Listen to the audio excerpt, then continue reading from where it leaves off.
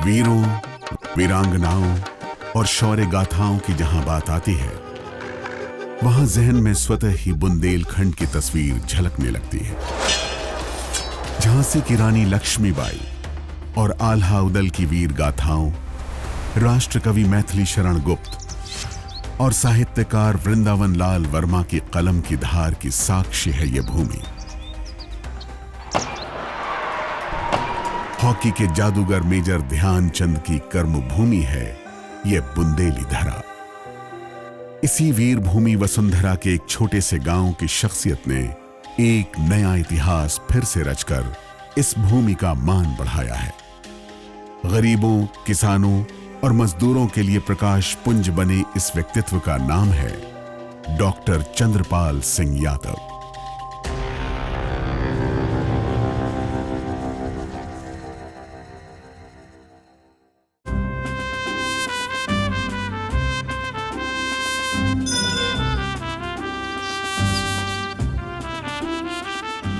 मेरा बचपन मेरे गांव डकोर में बीता। हमारे उस गांव के हमारे बुजुर्गों का, उस धरती का, उस मिट्टी का हमारे ऊपर आशीर्वाद रहा है, जिससे कि हम तमाम जगह पर सफलता पाकर के यहाँ तक पहुँचे हैं।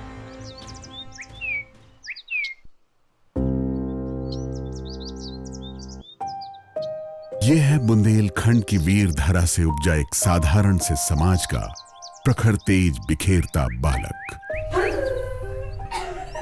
सब कुछ तो सामान्य सा ही था उस जालौन जिले के गांव डकोर में। अगर कुछ बात अलग थी तो उस बच्चे के कानों में राजा रानी की कहानियों के अलावा कुछ और आवाजें भी पड़ती थीं। उसमें एक आवाज उसके पिता ठाकुर प्रसाद सिंह की थी, जो स्वाधीनता की लड़ाई में जेल काट कर आए थे। वे चंद्रपाल को आजादी की कहानियां और अंग्रेजों के अत्याचार के किस्से सुनाते थे। ये कौन है? ये है नेताजी सुभाष चंद्र बोस, गांधी जी। ये उन्हें स्वयं ही नहीं पता था कि जीवन पथ पर एक लालटेन की मध्यम रोशनी की तरह ये सीख कितनी काम आएगी। कुछ साल बाद उनके जीवन में साथ खेलने वाला एक शिशु और आ गया। उनका नन्हा सा, प्यारा सा छोटा भाई शिशुपाल। अब ये चंद्र सूरज की जोड़ी उस डकोर गांव के गली कूचे में आम बच्चों के साथ खेलने लगी। लोग कहते, ये लो आ गई राम लखन की जोड़ी। उस समय प्राइमरी का भी बोर्ड होता था डिस्ट्रिक्ट लेवल पे, तो उसमें उनके 98% नंबर आए थे। पूरे ज़िले में टॉप किया था।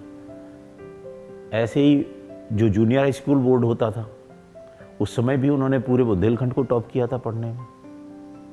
तो वो पढ़ने में बहुत तेज थे।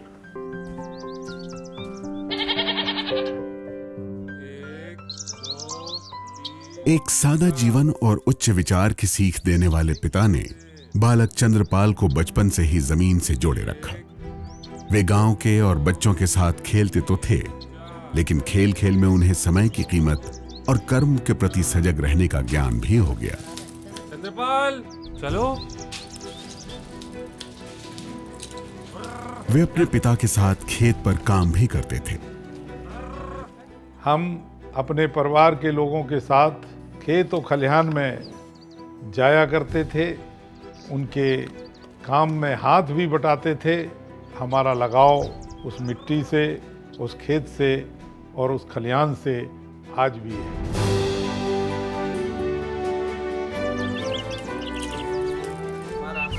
किशोरावस्था में पहुंचते ही आस पड़ोस और गांव के लोगों की मदद करना उनकी दिनचर्या का हिस्सा बन गया। अम्मा आज तो अकेली जा रही। यहीं से सहकार की भावना उनके हृदय में प्रबल हो गई।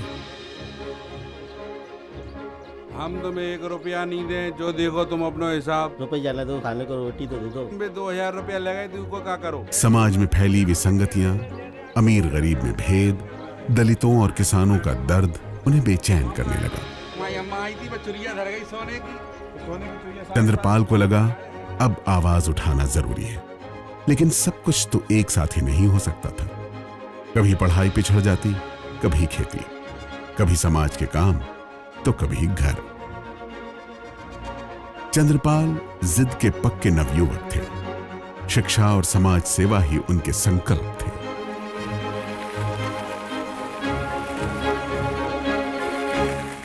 हम लोग भी साधारण परिवार के लोग रहे हैं। सामने जो गरीब लोग दिखते थे, निश्चित रूप से उनको देख करके मन में बहुत पीड़ा होती थी और ये महसूस करते थे कि अगर कभी ईश्वर ने ऐसा मौका दिया कि हम कुछ करने लायक हुए तो निश्चित रूप से इनकी भलाई के लिए, इनके मदद के लिए जरूर हम काम करेंगे। चंद्रपाल की मां अक्सर बीमार रहने लगी थी। सबकी राय ये हुई कि इनकी शादी करा दी जाए। आ बेटा। पत्नी आएगी तो घर संभाल लेगी, फिर ये अपने पूर्ण शिक्षित होने का प्रण पूरा करने झांसी के बुंदेलखंड महाविद्यालय जाए। चंद्रपाल के जीवन में माता पिता और समाज अहम किरदार थे, जिनकी बात टाली ही नहीं जा सकती थी। बड़न की बात तो माननी पड़े बेटा। सो थोड़ी बहुत कसमसाहट के बाद चंद्रपाल ने विवाह के लिए हां कर देना ही उचित समझा। चूंकि हम घर के बड़े लड़के थे, जब हम लगभग हम समझते हैं कि 17-18 साल के रहे होंगे, तभी हमारी शादी हो गई थी। जीवन संगिनी के पग घर आंगन में क्या पड़े, लगा घर में नई नवेली दुल्हन नहीं, एक बेहद समझदार परिपक्व गृहस्थन आ गई है, जिसने आते ही घर संभाल लिया। बस कर बेटा। चंद्रपाल अब घर से निश्चिंत हो गए। घर में अब उनके साथ श्रीमती ज्ञानवती देवी थी, जो अपने सास ससुर और देवर सहित घर के चारों खंभे संभाले थी। हमारी पत्नी ने जिस धैर्य और जिस जिम्मेदारी के साथ काम किया, आज हम जो भी हैं, जहाँ तक हैं, उनका बहुत बड़ा सहयोग और बहुत बड़ा योगदान हमारे जीवन में है। गांव ने ही उन्हें सहकारिता का मूल मंत्र सिखा दिया। दूसरों की मदद करना उनका मुख्य उद्देश्य बन गया। सहकार यानी एक दूसरे की मिलकर सहायता करना। सहकारिता की इसी विचारधारा को आगे बढ़ाने और उच्च शिक्षा प्राप्त करने के लिए चंद्रपाल को गांव छोड़ना ही पड़ा और उन्होंने बुंदेलखंड महाविद्यालय में प्रवेश ले लिया।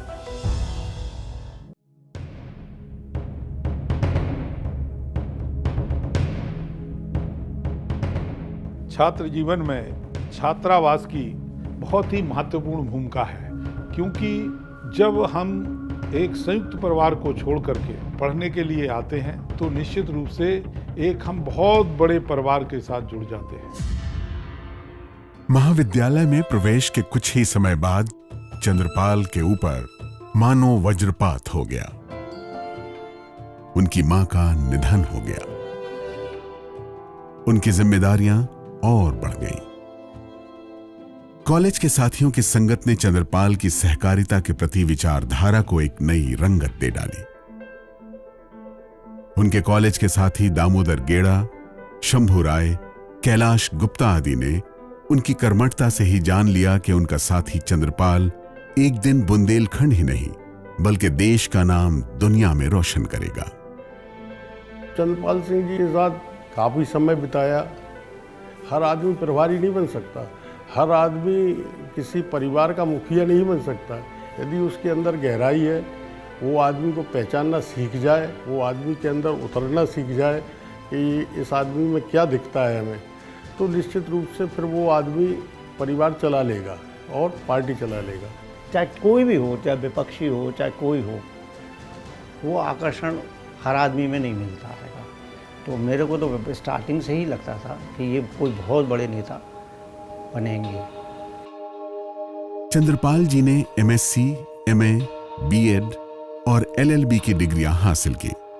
साथ ही उन्होंने गणित विषय से PhD भी की। झांसी का बुंदेलखंड विश्वविद्यालय उनके प्रखर छात्र जीवन और शिक्षा की चेतना का आधार रहा है। विषय बदलते, विषयांतर होता, पर समाज सेवा के जुनून का कभी ना मध्यांतर होता। जहां एक ओर चंद्रपाल सिंह यादव समाज और राजनीति के कर्तव्य क्षेत्र में जूझ रहे थे और कुछ कर दिखाना चाहते थे, तो वहीं दूसरी ओर ज्ञानवती जी एक अच्छी जीवन संगिनी होकर अपने नाम को चरितार्थ कर रही थी।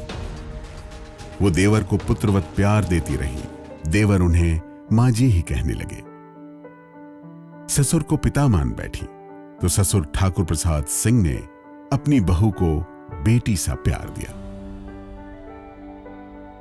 चंद्रपाल पति धर्म निभाते हुए 2 होनहार बच्चों यशपाल और प्रियंका के पिता बने। मेरे पापा दुनिया के बेस्ट पापा हैं।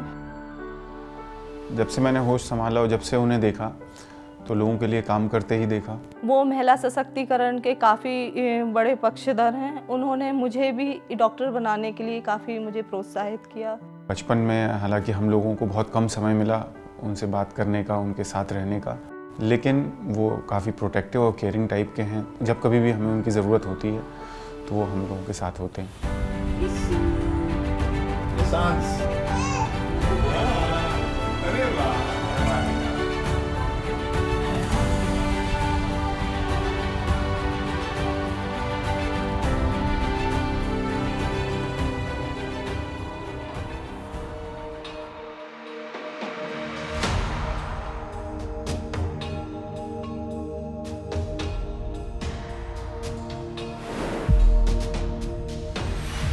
हम जब छात्र राजनीति से गुजर रहे थे, उस दौर में हमारी मुलाकात माननीय मुलायम सिंह यादव उनसे हुई थी और उसी समय से हम उनके नेतृत्व में समाजवादी विचारधारा से जुड़े थे। हमारा प्रयास रहा, हमारी मेहनत रही, लेकिन उनका नेतृत्व, उनका मार्गदर्शन हमें यहाँ तक लेकर के आया है।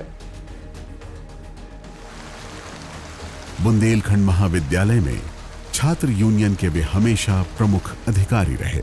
हमें सारे कॉलेज के लड़कों को एक जगह इकट्ठा करना बुंदेलखंड की छात्र राजनीति में वो सीढ़ी दर सीढ़ी चढ़ते हुए पारंगत हो गए। विकास को मार्ग पर लाना होगा। हमने यह देखा है कि यहाँ पे युवाओं की छात्र राजनीति राजनीतिक दलों की प्राथमिक पाठशाला है।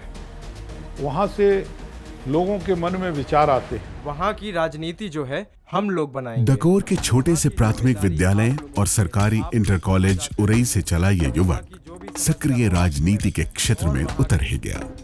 क्या आप सभी हमारे साथ हैं? हम साथ हैं। जो लोग विचारों से ओतप्रोत रहेंगे, जो इनकी विचारधारा बनेगी, वो आगे चल करके बहुत ही सफल राजनीतिक बनेंगे, ऐसा हमारा मानना है। वे शिक्षा की जरूरत को बेहतर तरीके से समझते थे, क्योंकि वे खुद लंबे समय तक इंटर कॉलेज में प्राध्यापक की नौकरी करते रहे और इस तरह से पढ़ाई के दौरान और पढ़ाई खत्म होने के बाद भी वो छात्र राजनीति से जुड़े रहे।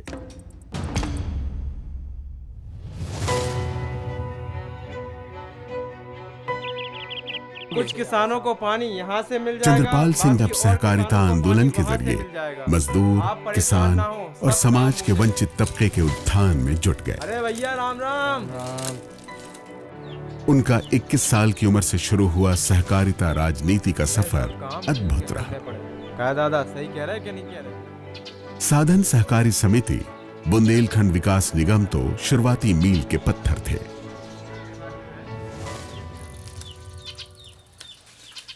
इसी बीच चंद्रपाल सिंह ने नौकरी छोड़ दी, कॉलेज शिक्षा से अवकाश ले लिया। कई सारी चीजें आप लोगों को यहाँ पर कृषि और सहकारिता के दोनों पहलुओं को उन्होंने अपनी सोच की प्रयोगशाला में खूब परखा। असहाय वर्ग और नारी उत्थान का उन्होंने शंखनाद कर दिया। हम सब मिलकर के सहकारी संस्थाओं के माध्यम से उन महिलाओं की ऊर्जा का सदुपयोग इस देश को के विकास में निश्चित रूप से करें, उनको आगे लाएं। हम कोशिश करेंगे जल्दी से जल्दी यहाँ पर सड़क बनवाई जाए। इस खरे सोने से लुभावने व्यक्तित्व के विद्वान चंद्रपाल सिंह यादव को सहकारिता के क्षेत्र में रीढ़ की हड्डी माना जाने लगा। हमारे साथ जय हिंद, जय हिंद।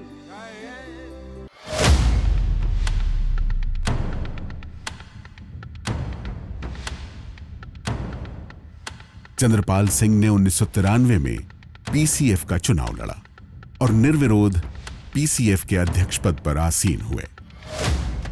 इसी प्रोटोकॉल के अनुसार वे इफ्को, क्रिबको और नेफेड के डायरेक्टर बनाए गए। उनको मैंने बहुत नज़दीक से देखा है, छोटा भाई है मेरे। उनकी जितनी प्रशंसा करी जाए उतनी कम है। हर एक जगह चंद्रपाल जी एक का वर्चस्व है, एक लीडरशिप देते हैं। डॉक्टर चंद्रपाल सिंह जी के साथ मेरा करीब 26 साल पुराना संबंध है। सबसे बड़ी बात है कि वो पहले ऐसे भारतीय हैं जो ICA एशिया पैसिफिक के अध्यक्ष बने हैं और कोऑपरेटिव इंटरनेशनल कोऑपरेटिव कैनवास में एक बहुत चमकते हुए सितारे हैं। उनका भारतीय पॉलिटिक्स में भी बहुत बड़ा दखल रहा है। वो MP रहे हैं, राज्यसभा के, लोकसभा के MLA रहे हैं और अपने क्षेत्र के बहुत जाने माने व्यक्ति हैं और उर्वरक के क्षेत्र में एक बड़ा नाम है उनका। क्रिबको की प्रगति जो आज इस स्थिति में है, उनका बहुत बड़ा कंट्रीब्यूशन है।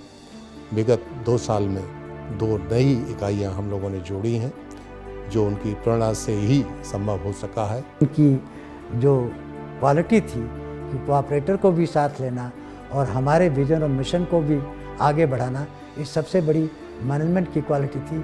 कभी कभी उनका सजेशन आता था, देखो मैं क्वालिफाइड आदमी हूँ, IIT बॉम्बे से ग्रेजुएट हूँ, MBA किया हूँ, पर्सनल मैनेजमेंट में टॉपर हूँ, लेकिन कभी कभी उनकी आइडिया ऐसी होती थी कि मैं सोचता था कि हमसे ज़्यादा अच्छा आइडिया उनकी है और मैं उसको अप्रिशिएट करता था और उसको इम्प्लीमेंट करता था। क्यों ऐसा था?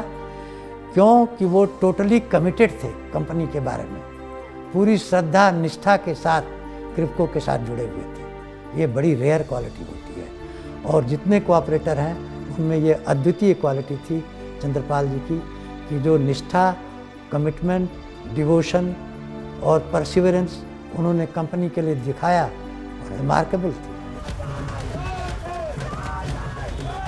उन्होंने वर्ष 1996 में झांसी के अति पिछड़े इलाके कहे जाने वाले गरौठा विधानसभा क्षेत्र से चुनाव लड़ा और अपने प्रतिद्वंदी उत्तर प्रदेश के तत्कालीन गृह मंत्री राजा रणजीत सिंह जूदेव को हराकर विधानसभा पहुंचे।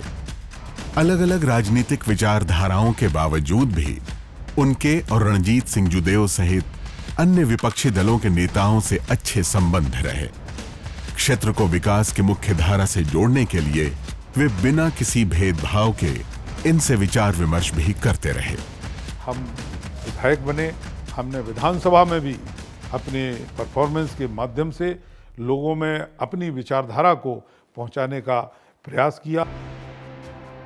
डॉक्टर चंद्रपाल सिंह यादव वर्ष 2004 के लोकसभा चुनाव में झांसी ललितपुर संसदीय क्षेत्र से प्रचंड वोटों से चुनाव जीते। मैं चंद्रपाल सिंह यादव वर्ष 2014 में वे राज्यसभा के लिए भी निर्वाचित हुए। डॉक्टर चंद्रपाल सिंह यादव। मैं चंद्रपाल सिंह यादव। माननीय, मैं निवेदन करना चाहता हूं कि माननीय मंत्री जी सीधे सीधे किसान के बेटे हैं, किसान की पीड़ा इनके मन में है, इनको कानून लाना चाहिए, कानून बना करके इनके यहाँ के किसानों को मदद करनी। जनप्रतिनिधि चुने जाने के बाद चंद्रपाल सिंह यादव हर समय यही सोचते कि कौन सी ऐसी नई नीति बने जिससे आम आदमी को फायदा पहुंचे। मैं देश के प्रथम सहकारिता मंत्री आदरणीय अमित शाह जी का इस मंच पर हार्दिक स्वागत करता हूं, उनका अभिनंदन करता हूं। आदरणीय नरेंद्र मोदी जी, हमारे सहकारिता मंत्री आदरणीय श्री अमित शाह जी का जो विजन है, जो सहकारिता में उन्होंने सपना देखा है, उस सपना को अगर कोई व्यक्ति साकार कर रहा है इस देश में पंचायत लेवल तक, उसका नाम है डॉक्टर चंद्रपाल सिंह यादव। संसद में रहते हुए वे विभिन्न महत्वपूर्ण समितियों में शामिल रहे। संसदीय एस्टिमेट समिति, संसदीय एनर्जी समिति, संसदीय MPLAD समिति, संसदीय स्टैंडिंग समिति ऊर्जा, संसदीय क्षेत्रीय विकास परिषद। चंद्रपाल सिंह 1996 में क्रिब्को के उपाध्यक्ष बने। बाद में 1999 में वे क्रिब्को के अध्यक्ष चुने गए। इसके बाद देश की सभी सहकारी संस्थाओं ने मिलकर उन्हें भारतीय राष्ट्रीय सहकारी संघ NCUI का निर्विरोध अध्यक्ष चुना।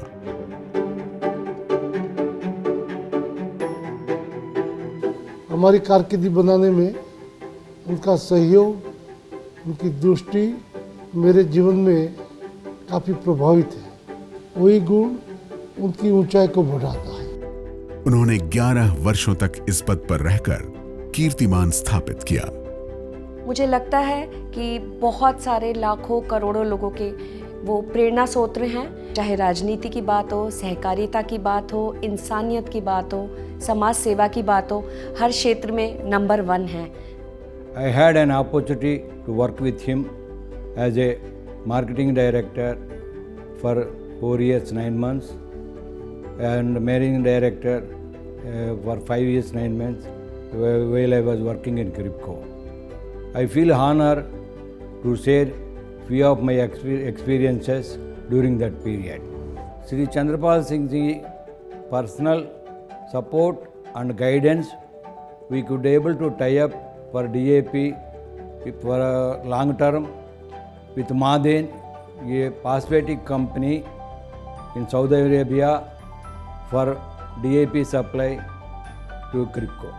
जब मैं प्रबंध निदेशक बना यहाँ पर, उस वक्त भी हर चीज़ पर हम लोग का विचार का आदान प्रदान हमेशा होता था। 1-2 दफ़ा ऐसा भी हुआ कि उन्होंने कोई अपना विचार दिया और मैं उस विचार से सहमत नहीं हुआ। मैंने अपने ढंग से उनको समझाने की कोशिश की, तो वो हमेशा ओपन रहते थे। और जब उनको लगता था कि नहीं, इसमें थोड़ा ये अमेंडमेंट करना चाहिए, संशोधन करना चाहिए, तो वो हमेशा राजी रहते थे। लेकिन क्रिब्को के हित में क्या सबसे अच्छा है, क्या क्रिब्को को फायदा पहुंचाएगा, ये उनका हमेशा यही उनका ड्राइविंग प्रिंसिपल रहा।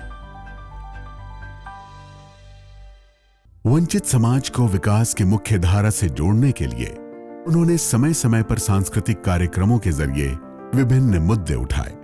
दलितों से स्वयं आत्मनिर्भर होने के लिए छोटी छोटी सहकारी समितियों में भागीदारी लेने की हिम्मत जुटाने का आह्वान किया। एक तरफ उन्होंने ऋण लेने का महत्व समझाया, तो दूसरी ओर समय पर ऋण वापस लौटाने की महत्वपूर्ण आवश्यकता पर जोर दिया, ताकि फिर जरूरत पड़े तो सहकारी बैंकों में रुपया आपके लिए फिर उपलब्ध हो।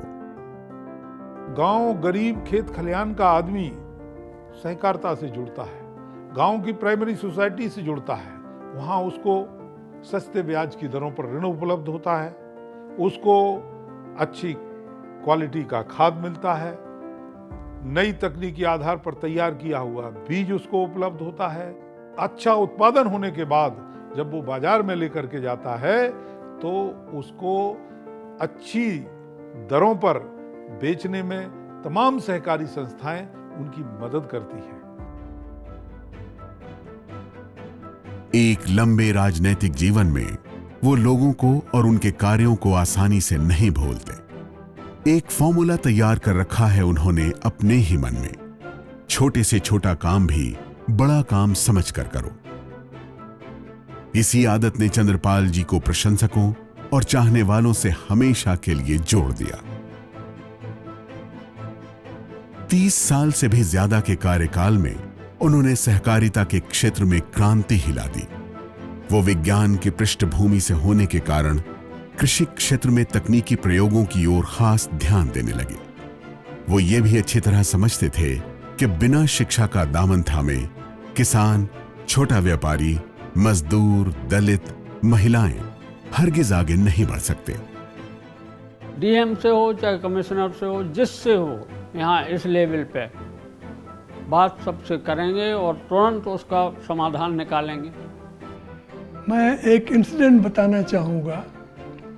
चेयरमैन का इलेक्शन नॉर्मली टॉप की से नॉमिनेटेड आदमी आता था और यूनानिमसली बोर्ड में चेयरमैन हो जाता था, लेकिन चंद्रपाल सिंह जी इलेक्शन लड़ने के लिए तैयार हो गए और यूनानिमस इलेक्शन नहीं हुआ, एकमात्र वोट से वो विजयी हो गए। इसके बाद करीब एक हफ्ते बाद मैं उनके ऑफिस में बैठा था, चैम्बर में, और उनको मैंने साफ शब्दों में बताया कि चेयरमैन साहब देखिए, मैंने आपको वोट नहीं दिया था। और इस पर उनका जवाब जो था हमारा दिल छू लिया।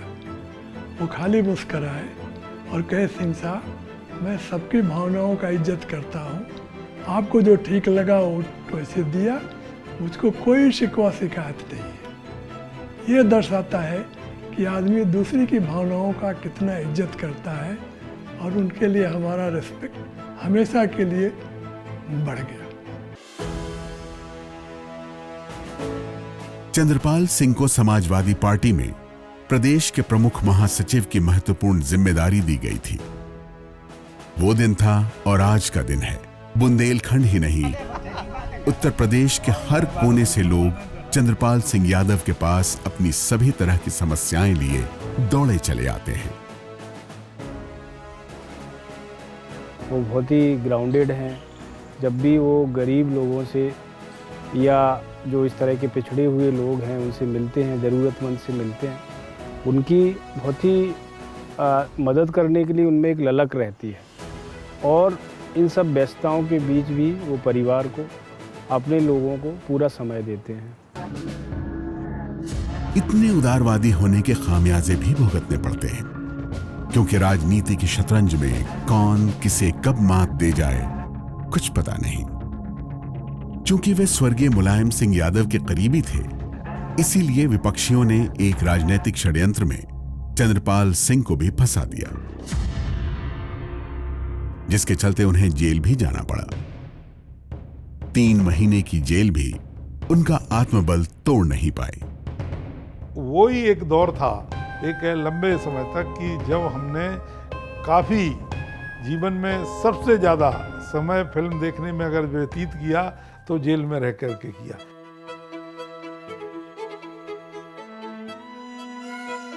सुबह की सैर, कसरत उनके प्रिय शौक हैं, तो उसका उन्होंने अपने नीतिगत विचारों को फैलाने में भी उपयोग किया।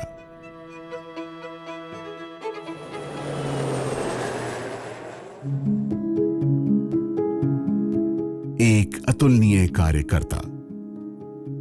परिणाम यह हुआ कि ख्याति अंतर्राष्ट्रीय पटल तक पहुंच गई। उनका चयन ICA एशिया प्रशांत के उपाध्यक्ष के रूप में भी हो गया। वो कई राष्ट्रीय और अंतर्राष्ट्रीय संस्थाओं के बोर्ड मेंबर रहे, जिनमें जर्मनी की IRU भी शामिल है। पर कमाल तो तब हुआ जब ICA एशिया प्रशांत कोरिया में हुई। 15वीं क्षेत्रीय संसद में चंद्रपाल जी भारी मतों से अध्यक्ष पद का चुनाव जीत गए। ऐसा करने वाले वो पहले भारतीय हैं। एशिया पैसिफिक कोऑपरेटिव के चेयरमैन जब बने तो इनको जो वोट मिले हैं शायद आज तक किसी को मिला। It is with a profound sense of pleasure and gratitude that I stand before you today to open my first regional assembly as president of International Cooperative Alliance. हमें गरीब खेत खलिहान में काम करने वाले लोगों की पीड़ा का जो एहसास हुआ था, आज उन्हें आत्मनिर्भर बनाने और समृद्धशाली बनाने में पूरे एशियन कंट्रीज में हमारा ये प्रयास है कि हम कोऑपरेटिव मूवमेंट को मजबूत करें। उन्होंने दुनिया के लगभग 3 दर्जन से अधिक देशों, मसलन Japan, England, America, Brazil, France, Australia, New Zealand, Germany आदि की यात्राएं की और सहकारिता आंदोलन को सशक्त बनाया। स्वभाव से विनम्र, गंभीर और शर्मीले चंद्रपाल जी एक अच्छे पुत्र, एक अच्छे भाई, एक अच्छे पति और एक अच्छे पिता साबित हुए। पत्नी ज्ञानवती कहती हैं, हमारी देखभाल में कभी कसर नहीं की। ऐसा कोई क्षण नहीं जब उन्होंने हमारी खबर नहीं रखी। हम अपने आप को बहुत सौभाग्यशाली समझते। हमारे पिताजी भी नहीं समझते थे कि हम अपनी लड़की का संबंध कर रहे हैं तो इतने अच्छे वो होंगे, पर अपार खुशी है कि हमें ऐसे पति मिले। पापा तो जैसे बाहर हैं वैसे ही वो घर पे हैं, वेरी वेलकमिंग, मुझे इतना प्यार दिया, बेटी की तरह हमेशा पूछते हैं। कई गलतियां भी मैंने बहुत करी हैं छोटे में, मेरे को बहुत डांटते भी थे और फिर उसके बाद फिर जब भी फ्री टाइम रहता था उनके पास या 3-4 घंटे में जब भी मेरे को बुला के बहुत अच्छे से समझाते थे। सामाजिक एवं सहकारिता के क्षेत्र में उनका कद जितना ऊंचा है उतना ही वो अपने परिवार के लिए समर्पित रहे हैं। मित्र भी यही कहते हैं, दोस्त नहीं कोई उनसा। सारे कार्यकर्ता कहते हैं, उन जैसा कर्मठ व्यक्ति नहीं देखा। विपक्षी कहते हैं, वो तो हमारा अपना ही है। जनता कहती है, हम उनके दिल में रहते हैं और वो हमारे दिल में।